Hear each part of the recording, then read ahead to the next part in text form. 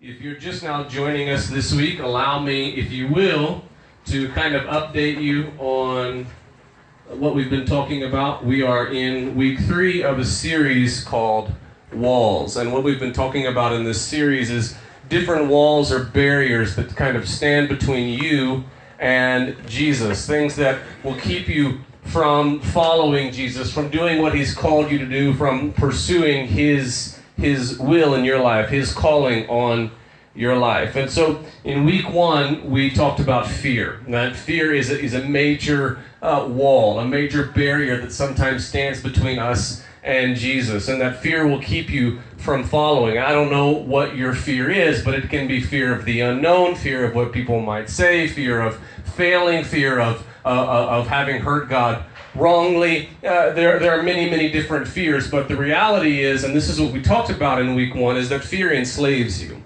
Fear enslaves you, but peace releases you. And what we saw is that Jesus' answer for fear wasn't necessarily courage, wasn't necessarily bravery. Jesus' answer to fear was always peace. He walked into a situation where the disciples are afraid, and He didn't say, be brave. What He said was, be at peace, right? Peace be unto you. And the reason that He said that, and this is what we talked about, is that fear enslaves you, but peace releases you. And we wanted to clarify one thing. One final thing we talked about that week is that the fear doesn't necessarily go away. Peace doesn't make the fear go away. What peace does is it releases you from the paralyzing effect of fear, right? Fear is a very paralyzing thing, and it may not go away, but what peace does is that it releases you from the paralyzing effect of fear. Now, last week we talked about another wall, and that is what we call the need for security. That this desire for stability and security can stand as a wall between you and Jesus. And if this is a wall that you have, a barrier that you have between you and what God is calling you to do, usually it is marked by this kind of statement. Jesus, I will follow you if. Jesus, I will go where you want me to go if. And then you can fill in the blank after that. We want Him to guarantee some kind of thing, to promise us something. And what we said last week is that Jesus doesn't promise you security. He doesn't. And whatever He's calling you to do in life, wherever He's calling you to go, whatever person He's calling you to be, He doesn't promise you security, but what He does promise you is significance. That if you do what He is calling you to do, if you live the kind of life that He's calling you to live, that you will live your life for something that is far greater and far better and far longer lasting than you and your own life. And so Jesus doesn't promise us security, but He does promise significance. Now, today, the wall that we're going to talk about is actually religion. Believe it or not, religion can actually be a wall. It can be a barrier between you and Jesus. And I think it's very important, especially in this culture that we live in, which is a very highly religious culture, which is not necessarily a bad thing, but it can be a barrier that stands between you and Jesus. Sometime back, maybe like a year ago, maybe a year and a half ago, I heard 2 of my girls, Kyle and Chloe, I heard them outside arguing. And I listened as the argument got louder and louder and more heated, and they're arguing back and forth, they're yelling, and then suddenly I hear this noise. You know, they're arguing, and I hear this very loud slap. And then I hear Chloe begin to scream and to cry. Now, I didn't have to see what happened to know what happened, right? They got in an argument. Kyle finally got frustrated so much that she literally slapped her sister in the face. She just lost control and slapped her sister in the face. Chloe is crying. Chloe is screaming, and I hear her getting louder. She's coming toward the house. Not only do I hear her getting louder as she comes toward the house, I also hear Kyle following behind her going, Chloe, no, stop. Chloe, stop. Don't tell Dad. Chloe, stop. No, Chloe, here, wait. Chloe, wait. Chloe, wait. You can hit me. Chloe, you can hit me. Just hit me right here. No, Chloe, stop. Don't tell Dad. Chloe, stop. You can hit me. Hit me right here. Hit me right here. And they come in the sitting room They come into the house where I'm sitting in the sitting room, and immediately Kyle stops talking. She realizes that she's caught, and I had to sit down and I had to talk with her. And Kyle's argument was, I know I shouldn't have done it. It was a mistake. I didn't mean to. It just happened, and I offered to let Chloe hit me back. I was trying to fix it.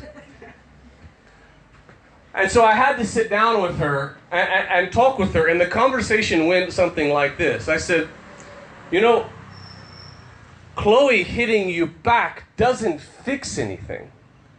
It doesn't. I'm less concerned with you guys being even. This is what she was concerned about. Let's be even. Let's be fair. I hit you. I'm sorry. I'm giving you the opportunity to hit me back so that we can both be even. Things can be fair. That's what she was concerned about. And so what I had to tell her was, Kyle, I'm less concerned about things being even and things being fair, and I'm more concerned about, why did you hit her in the first place?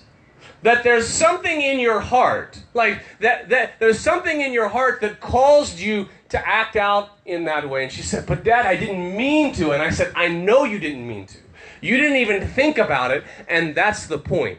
There's a heart problem. There's some sin in your heart that has caused you to act out and to react in that way. And that's what concerns me most. And the reason that allowing Chloe to hit you doesn't fix anything is because no matter how even you are, it doesn't change what's going on in your heart. You getting even doesn't change the motivation of your heart that caused the problem in the first place. And as your father, what I'm more concerned about is what's going on in your heart that caused you to do that in the first place. Taking a hit from Chloe doesn't fix anything because it doesn't change what's in your heart. Now, we can joke about that story and we can laugh, and most of us as adults who realize how silly that is, right? That you would try to fix a situation by allowing someone to hit you back. But the reality is this. This is the way that most of us approach our relationship with God. Most of us do, if we're very honest. We view our relationship with God in the way that Kyle was viewing that relationship with her sister. I messed up. Let me fix it. Okay? Let me do something. You can hit me back. Right? And we think that's how God operates. We think that's how our relationship with God works. God, I messed up. Now you're going to have to do something to me to punish me so that we're even, so that we can fix things. This is what religion is. Okay? The essence of every religion on the face of this earth is this. I messed up. Now just tell me what I need to do to fix it. That's what religion is. Religion says to you, you messed up, you sinned, you offended God, you made God angry, you made the spirits angry, right? If it's a kind of animistic, paganistic religion like we have here in Uganda sometimes. So it's you made God angry, you made God upset, you upset the spirits, you upset the gods. Now what do I do to fix it? And religion says, here's what you do to fix it. You go to church, you make sacrifices, you appease the spirits, you do these things in order to fix what you broke, to fix what you messed up. That's what religion is. Literally every religion on the face of the planet is some version of, we messed up, and religion says, here's how you fix it. Now, here's what's different about Christianity. Christianity says, you messed up, and you can't fix it. You can't. You're not able to fix it. That's why Jesus came. Okay? You messed up. You can't fix it. So Jesus came. Jesus died. He lived a perfect life. He died. He rose again. He has fixed things. He paid the punishment and the price for your screw-ups. That's what Christianity is. It's a completely different situation, a completely different paradigm. The problem with religion is that it doesn't change your heart. When you approach your relationship with God this way, And you say, okay, God, I messed up. Last night, I looked at something I shouldn't have looked at. I lusted. I lied. I cheated. I whatever. Now let me fix it. And this is what most of us do. Some of you, I don't see you in church until you have messed up so badly. Coming to church is like a penance for you. You feel like, okay, I messed up. Now I need to go to church. I need to say prayers. I need to do whatever to kind of appease God, to fix things that I messed up. And the problem with that is it doesn't change your heart. You're just trying to get even, and it doesn't change anything in your heart. Whereas what Jesus did is he fixed things. And now what he's after is your heart. He says, I'm concerned. I'm more concerned, not with getting things even. Look, you can't get even with Jesus. He laid down his life for you. He paid the punishment for your sin. And there isn't anything that you can do to kind of get square and get even with Jesus. It's not possible. And so Jesus is saying, I'm less concerned about getting things even, and I'm more concerned about what is going on in your heart, and let's fix the heart issues. That's what Christianity is. Religion says, you messed up, here's how you fix it. Christianity says, you messed up, you can't fix it, that's why Jesus did it for you. And for some of us, we come to church, we say our prayers to make God happy, to pay my dues, to kind of maybe balance out some of the bad things that you've done during the week. And so we have this idea that this is what Christianity is. I did some bad things, let me do some good things to kind of balance things out. Let me go to church, let me say my prayers, let me pay my tithe, so that I can fix things. All right? You show up at church on Sunday, and sometimes the attitude is just tell me what I need to do to pay for the sins that I've committed this week. Well, today we're going to look at a story in Matthew chapter 19. Again, we don't have the words on screen. I apologize. Hopefully in the next few weeks we can have another computer. But as for now, if you have your Bibles, you can go ahead and begin turning to Matthew chapter 19. And we're going to look at the story of a man, a very well-known story. If you've been in church any amount of time, it's very possible you've heard this story before. And I want to look at it this morning because what we're going to see is this guy had the same exact perspective as what I'm talking about. And so Matthew chapter 19 and verse 16. Matthew chapter 9, beginning in verse 16, we're going to read down through verse 22. And it says this, just then a man came up to Jesus and asked, Teacher, what good thing must I do to get eternal life? Now, let's actually just stop right there and think about that statement. Here's what he comes to Jesus and he says, Teacher, what good thing must I do? Here's what he's asking. What action do I need to do to fix it? I want eternal life. I want to go to heaven. I want to spend eternity in paradise. So what good thing must I do? What thing do I need to do to fix it? I'm sure, Jesus, I've probably broken a lot of your rules in the Old Testament. There's so many of them, I can't really keep up with them all. And so what's it going to take for me to take care of these things that I've done, these rules that I've broken, these mistakes that I've made? Just tell me what I need to do to fix it. That's his question. Jesus, tell me what I need to do to fix the mistakes that I've made so that I can have eternal life. Let's keep reading. Jesus, let's see, verse 17. Why do you ask me about what is good? Jesus replied, there is only one who is good. Now, listen to what Jesus says. He says, if you want to enter life, keep the commandments. Now, I love this response because here's what Jesus is doing.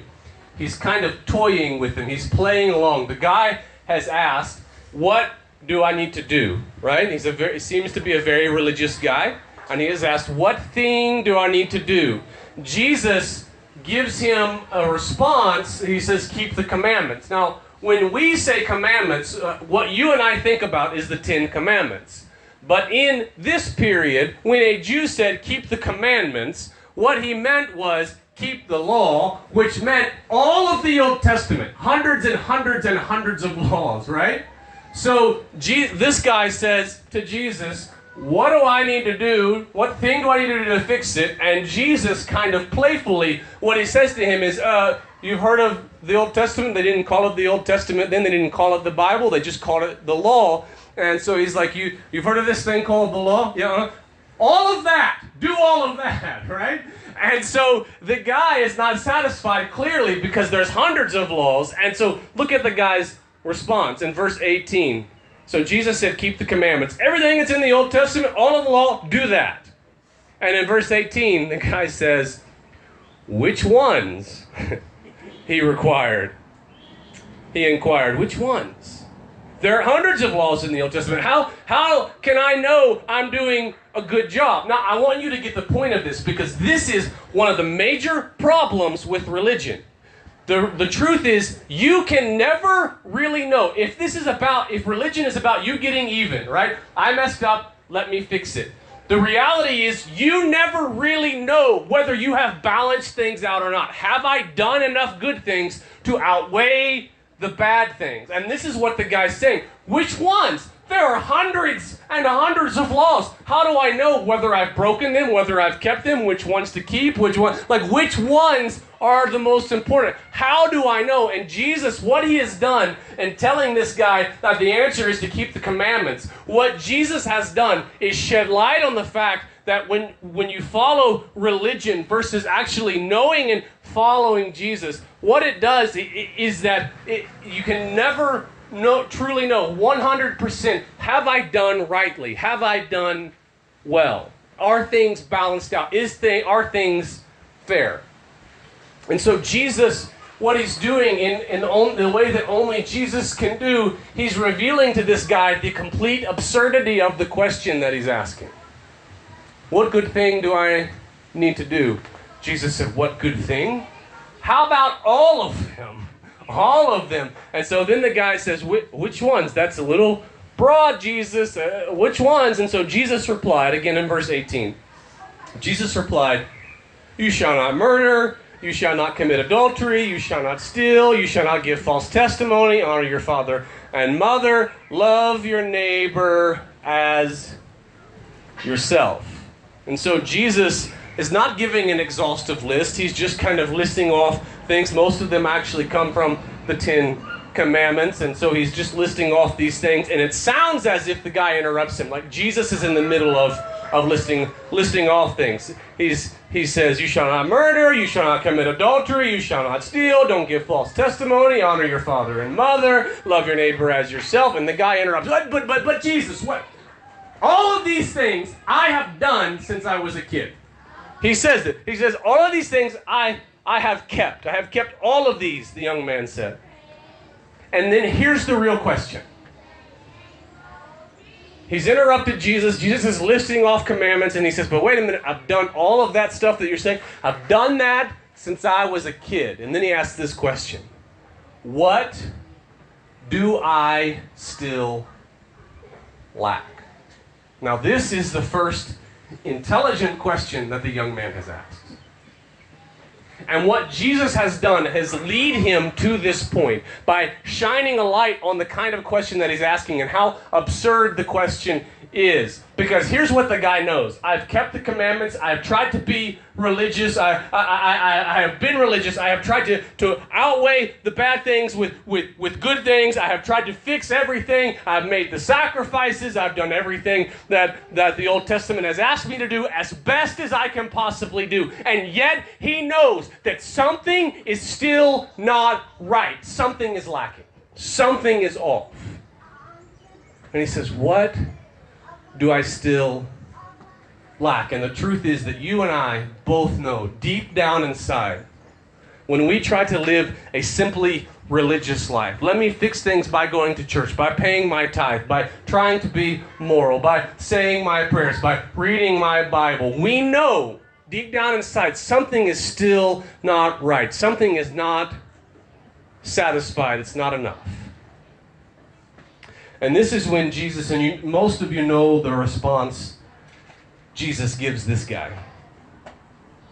And he says to this guy in verse 21, Jesus answered, "If you want to be perfect, go and sell your possessions and give to the poor. And then you will have treasure in heaven. Then, and this is the key follow-up, then come follow me."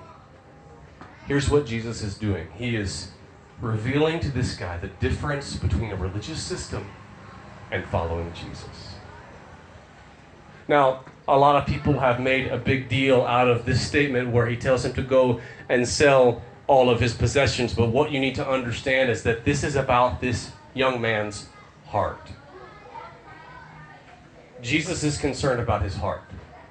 He's not concerned about the guy getting even, about following enough laws to outweigh the bad things that he's done. Jesus isn't concerned about that. What he's concerned about is fixing the issue that's in his heart that causes him to make those mistakes in the first place.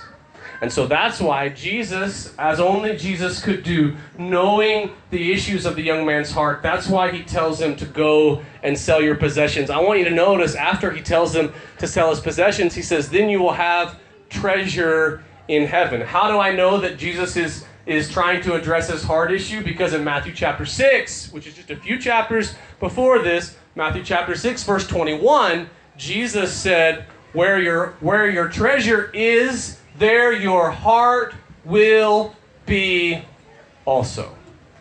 So when he's talking to this young man about his treasure, what he's talking to him about is his heart.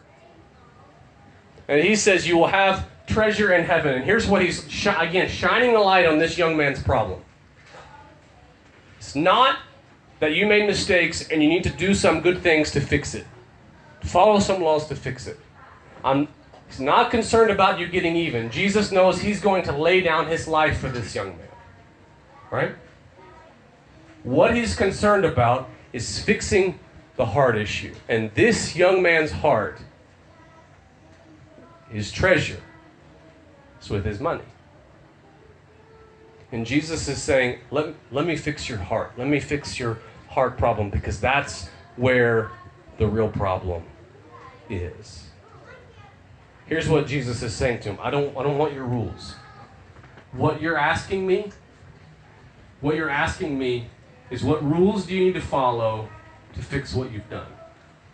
What rules do you need to follow in order to follow me? And what Jesus is answering to him is, I don't want your rules. What I want is your heart. I want your heart. And I don't have your heart. Your money, your wealth, your possessions, they have your heart. And that's the problem. I don't have your heart. Jesus wants your heart, not your rules. You know what happens? Verse 22, when the young man heard this, he went away sad because he had great wealth. The man walked away from Jesus, and he walked away sad because his heart belonged to his wealth. His heart belonged to his way of life. His heart belonged to his comfort, not to Jesus. You see, religion says, what good thing do I need to do in order to be right with God? Christianity says, Jesus has already done it. The death, burial, and resurrection of Jesus has taken care of it. You couldn't do it. Jesus did do it. Now, he's not looking for you to do certain things in order to be right with God. This is important, okay? It's not that there aren't rules and laws to live by. There are, okay? It's not that there's no such thing as immorality. There is. It's not that there's no such thing as sin. Of course there is. But the point is this. Jesus has taken, you couldn't fix it. Jesus did fix it. Now, he's not looking for you to do certain things in order to be right with God. Jesus has made you right with God. If you are born again, if you have given your life to Jesus, Jesus has already made you right with God. And now, what he wants is your heart. And he says, if you give me your heart, then we can begin working on those issues that are causing you to disobey me, that are causing you to turn away from me, that are causing you to sin. He's not looking for you to do certain things to be right with God. That's already taken care of. What he wants is your heart.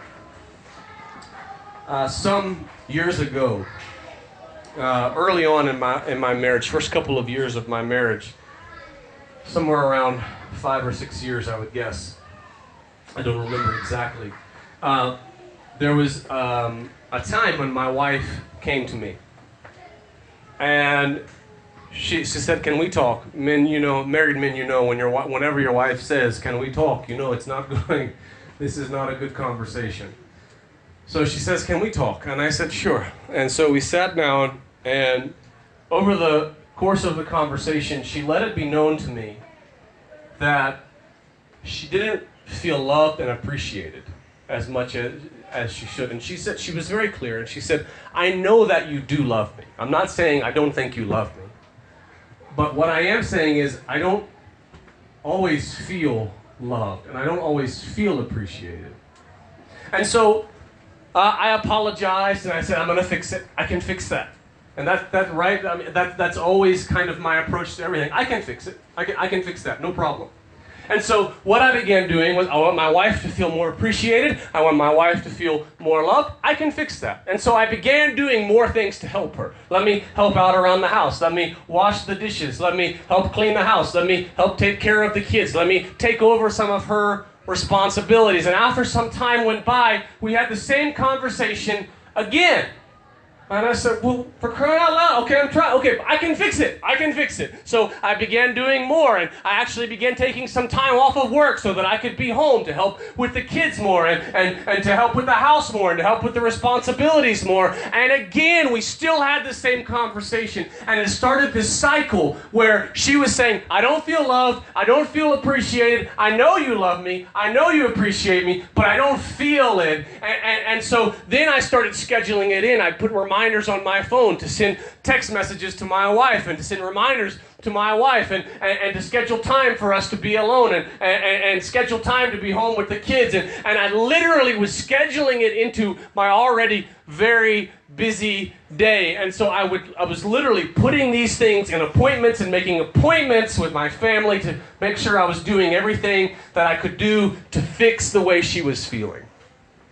After several more months, she came to me again, and she said, "I'm getting tired of having this conversation. I don't feel loved." At that point, I was done. I was done. Like, I was ready for the conversation, and here's what I did. I broke out my list. I mean, not literally with a piece of paper, but like literally just kind of came out with my list and said, "What do you mean? This is crazy talk. This is absolutely crazy. I'm doing this, and I'm doing that, and you don't have to hardly do any of this because I took over these responsibilities, and I'm doing this, and I'm doing that, and I'm taking care of this, and I don't know what else you want from me." And I will never forget what she said. I was angry. I'm being very honest with you. I was angry because I was doing everything that I could do to fix it, and I was at a point where there was literally nothing else that I could add. There was no more time in a day. There were no more days in a week for me to do more. And so I was angry. And she said something to me that I will never forget. It's like burned into my memory. She said to me these words, because I'm showing her my facts, right? My facts. On Mondays I do this, on Tuesdays I do this, on Wednesdays I do this, on Thursdays I do, and Fridays and Saturdays and Sundays I'm doing all of these things. And here's what she said. She said, "Facts on paper are not the only things that are true. Feelings are also true. And what I'm telling you is, I don't feel loved." And that statement, those were her exact words, by the way. That statement broke through the wall and the barrier that I had put between me and my wife. Because my approach was, I can fix it. I can do more. Let me add some more things to the list. And the more that I did, the less loved that she felt. It wasn't fixing anything. Why? Because she didn't want me to do something. She wanted my heart. As my wife, she wanted her husband's heart. And what she felt like was an obligation. I'm committed to you. And so I want to be a good husband, and I want to be a good father, and so I'm obligated to do these things. But what she wanted was not obligation, not commitment, not for me to do more, but for her to simply have my heart. See, it's the same. It's the same way with Jesus. In your relationship with God. Many of you here today, you're already a follower of Jesus. You gave your life to him some time back. But it's so easy to fall back into this kind of rule following and religion as a way of fixing what's broken in your life, fixing what you messed up. I got drunk, I stole, I lied, I cheated, I lusted, so let me go to church, let me pay my tithe, let me pray to make up for it, to fix it. But the truth is, that kind of religion isn't satisfying. And you know something is still lacking. And what Jesus is saying is, stop trying to do stuff to fix it. What I want is your heart. For others, maybe you follow him perfectly. I mean, you're always in church, you always pay your tithe, you don't struggle with the ways of the world. And you still feel like something is missing. And the question is this: where is your heart? Does Jesus have your heart, or does he just have your rules and your obligation and your commitment? Do you follow Jesus? Do you come to church? Are you a Christian because Jesus has your heart, or are you a Christian because you feel obligated to do these things? That's the question. And a religion of obligation and commitment will always be unsatisfying. You will always find yourself asking the question, what do I still lack? Something's not right. Something's missing. Something's missing. Just like my wife wanted my heart, Jesus wants your heart. It's not your rules, not your cold, hard commitment, your obligation. He wants your heart. And the question for you this morning is, where are you at in your walk with Jesus? Does he have your heart? Are you just busy working for the Lord, giving him your commitment, your rules? But does he have your heart? That's the question. Jesus wants your heart, not your rules.